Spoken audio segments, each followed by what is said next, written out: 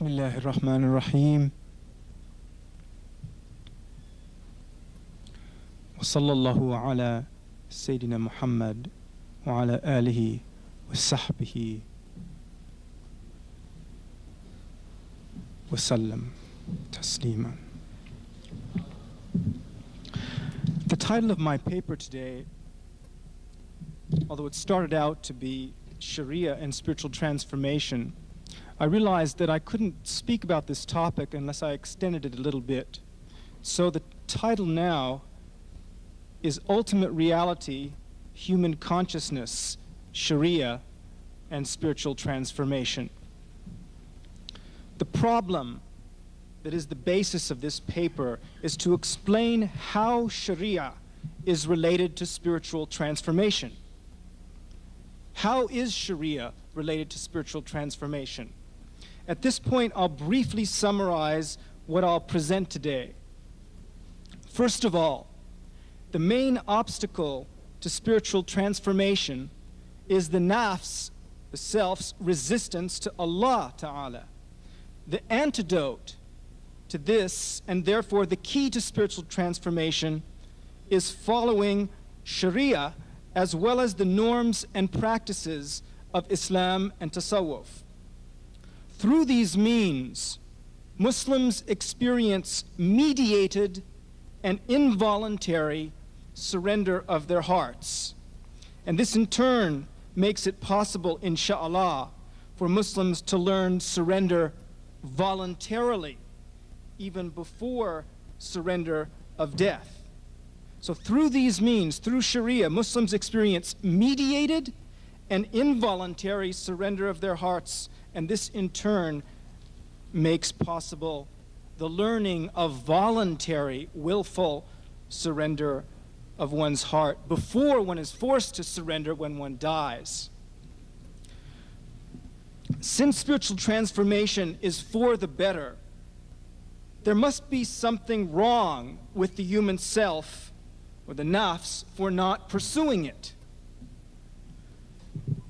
At this point, we can reformulate the problem with a question using a medical metaphor. What is this disease of the human self, of the nafs, that compels it to not pursue spiritual transformation?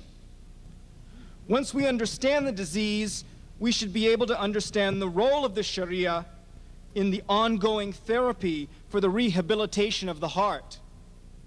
We should be able to discern how the Shariah activates the latent potential of the heart to surrender voluntarily, consciously, and without intermediary to God, to Allah Ta'ala. In this way, having regained health, the heart will be capable of withstanding the attacks of the nafs. We can summarize the process of the disease as follows. What I will say now will be similar to what you see there. First of all, ultimate reality constantly becomes manifest. Second, the heart is attracted to it. The disease hasn't really started here. Third, the nafs, however, resists the heart's attraction. This results, fourth, in a profoundly uncomfortable tension.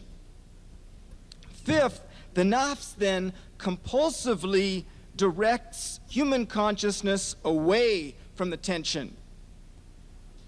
Sixth, but in losing awareness of the tension between the heart and the nafs, human consciousness loses awareness of the heart, so that it becomes gradually paralyzed.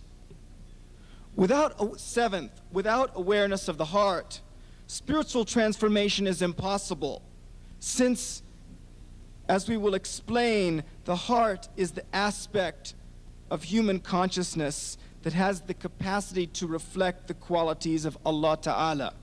I should say that without the direct intermediary of Allah, spiritual transformation is impossible. Voluntary spiritual transformation is impossible, since in this case, the heart is the aspect of the human consciousness that has the capacity to reflect the qualities of Allah Ta'ala. Hence, the therapy the therapy must involve two main steps. First, regaining conscious awareness of the tension between the nafs and the heart. Then, when the consciousness of this tension is regained, awareness of the heart will return. Its paralysis will diminish, making possible the second step, which is rehabilitating the heart so that it will voluntarily surrender to Allah and not succumb to the nafs. We'll now briefly expand upon the various aspects of the problem and the solution. In Islam, Allah Ta'ala is ultimate reality, al-haq. And that ultimate reality is one, ahad. That is to say, a unity, wahda, possessing infinite attributes, sifat, and names, asma. The fact that Allah Ta'ala possesses these attributes and names, however, does not in any way diminish His oneness. Subhanallah. Although Allah is the creator of the universe, He is also its sustainer, the Rabb.